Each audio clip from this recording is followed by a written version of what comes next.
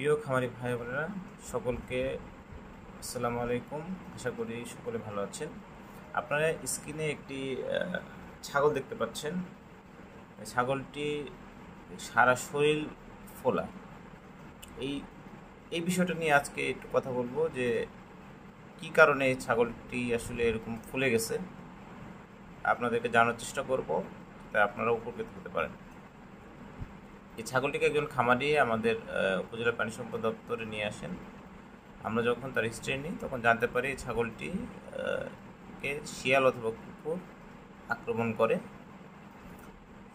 যদিও খুব বেশি ক্ষত করতে পারেনি এবং ওইরকম চিহ্ন পাওয়া যাচ্ছিল না, এই জন্য খামারি অতটা পেরেশানি হননি বা কোনো ব্যবস্থাপত্র নেননি। কিন্তু পরের দিন দেখেন যে তিনি তার ছাগলটি সারা শরীর ফুলে গেছে।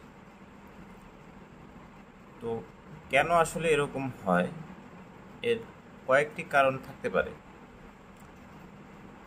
এই পুরো বডি স্ট্রাকচারটি ফুলে যাওয়ার আমরা যখন তার এক্সামিন নিই তখন দেখতে পাই এটি মূলত আসলে চামড়ার নিচে বাতাস জমার কারণে ফুলে গেছে।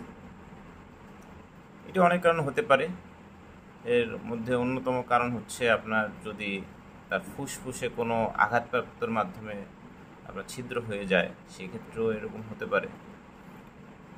অথবা তার চামড়াতে কোনো ধরনের আঘাত পেয়েছে, চামড়া ছিদ্র হয়ে গেছে, বা কোনো কারণে এটা হতে পারে। অথবা যদি এরকম হয় যে কুকুর অথবা শেয়াল দ্বারা আক্রান্তের পরে, বিশেষ করে তার গলার এদিকে যদি কোনো কারণে কামড় বসায় বা আক্রান্ত করে, সেক্ষেত্রে কিন্তু গলার কাছে শ্বাসনালী থাকে, সেই শ্বাসনালী ছিদ্র হয়ে যাওয়ার মাধ্যমেও কিন্তু এ ধরনের সমস্যা ক্রিয়েট হতে পারে, সৃষ্টি হতে পারে।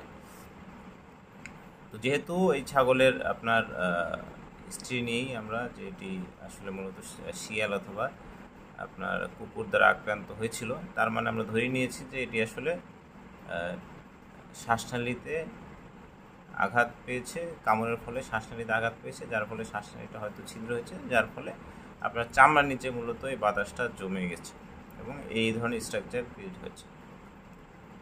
এখন আপনাদের করণীয় কী? এই সকল ক্ষেত্রে যদি আপনারা দেখেন যে আপনার ছাগলটি বা আপনার প্রাণীটি কুকুর বা শিয়াল কামড় দিয়েছে, আপনি অন্যান্য যে মেজার আছে, যেমন আপনার যে সাবান আছে, ক্ষারীয় সাবান যেগুলো আছে, সেগুলো দিয়ে তো ওই জায়গাটা অবশ্যই দ্রুত ধোবেন এবং ভ্যাকসিন দেবেন, সেগুলো তো আছেই। পাশাপাশি যদি এই ধরনের সমস্যা হয়ে যায়, সেক্ষেত্রে না ঘাবড়িয়ে আপনি নিকটস্থ যে আপনার প্রাণী সেবা কেন্দ্র আছে বা প্রাণী সম্পদ দপ্তর আছে বা একজন ভেটের পরামর্শ নিয়ে আপনি ব্যবস্থাপত্র নিলে আশা করি এই ধরনের সমস্যা অনেকাংশে দূর হয়ে যাবে। এবং এই সমস্যাটি কিন্তু সাধারণত এটা ছাগলকে বা প্রাণীকে এতটা সমস্যা করতে পারে না, তবে অনেক ক্ষেত্রে যদি বেশি ফুলে যায় সেক্ষেত্রে আপনার শ্বাস প্রশ্বাস নিতে সমস্যা হয়, খাদ্য গ্রহণে অনীহা দেখা দেয়, সেক্ষেত্রে কিছুটা সমস্যা হতে পারে।